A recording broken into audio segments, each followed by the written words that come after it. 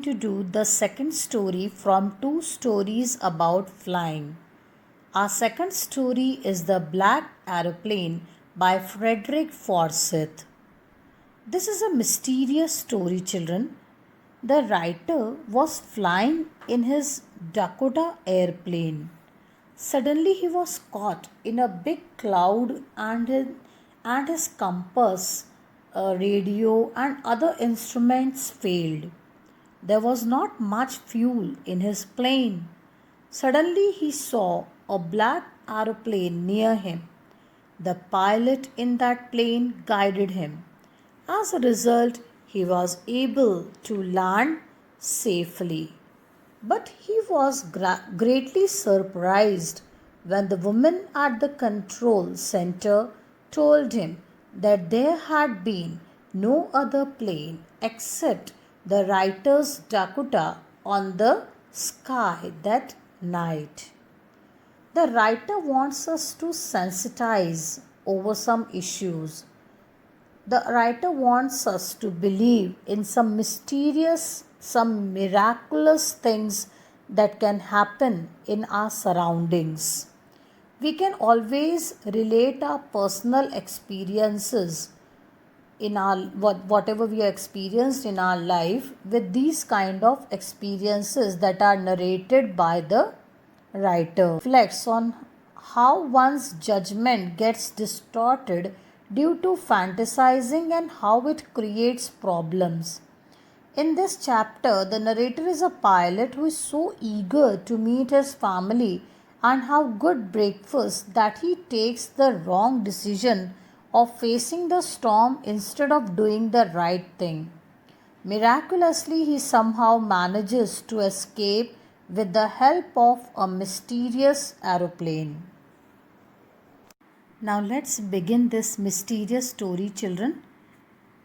It is given on page number 37. The moon was coming up in the east behind me, and stars were shining in the clear sky above me. There wasn't a cloud in the sky. I was happy to be alone, high up above in the sleeping countryside. I was flying my old Dakota airplane over France back to England. I was dreaming of my holiday and looking forward to being with my family. I looked at my watch, 1:30 in the morning. So he remembers the time he wanted to go early, quickly, and meet his family members and enjoy with them. I should call Paris Control soon, I thought. As I looked down past the nose of the aeroplane, I saw the lights of a big city in front of me. I switched on the radio and said, Paris Control, Dakota DS 088 here. Can you hear me? I am on my way to England. Over. The voice from the radio answered me immediately. DS 088, I can hear you. You ought to turn 12 degrees west now. DS 088, over.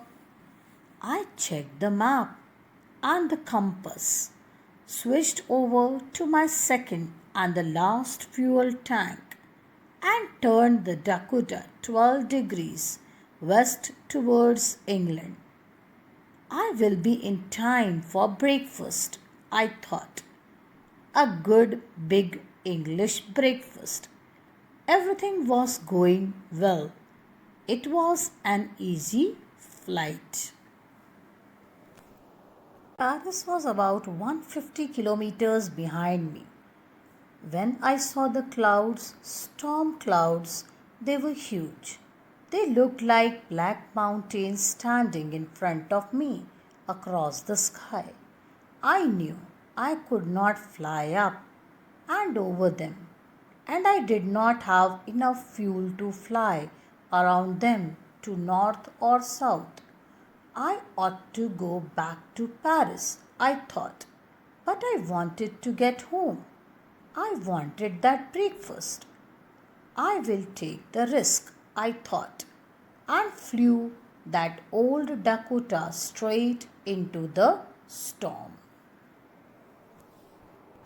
So, children, in temptation of meeting the family members and have breakfast with them, he wanted to take the risk of reaching home early and take the risk of the clouds that were on his way. I thought and flew that old Dakota straight into the storm. Inside the clouds, everything was suddenly black. It was impossible to see anything outside the aeroplane. The old aeroplane jumped and twisted in the air. I looked at the compass. I couldn't believe because he had chosen a wrong track. He wanted to go and take the risk, though he was not having enough fuel to fly around the dark clouds, the huge sky from north or south, but still he wanted to continue on his way. Then, moving among the dark clouds, he lost his way.